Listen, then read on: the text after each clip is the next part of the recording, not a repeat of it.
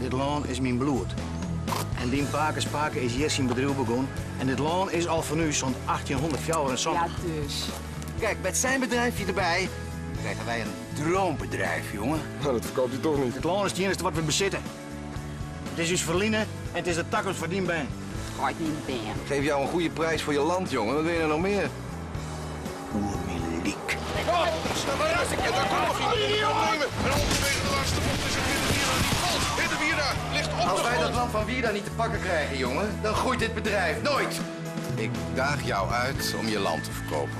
Oh, sorry met iedereen. Forget it, pa. Die Wierda's zijn niet kapot te krijgen. Een echte wier houdt nooit op, hè? Hey. Niet door een brand. Niet met bakken met geld. Cash. Zet het uit je hoofd, zij denken anders. Er is al een oplossing. Het lopen, Kepi, maar dat weegt het hard. Maar het verkeert nog nou eens naar gedachten. Ja. Dat is zelfs al die hoer. Wat weet jij er nou van hoe zij denken, hè? Jij zorgt maar dat ik dat land te pakken krijg, of anders... Anders wat? Wat zijn?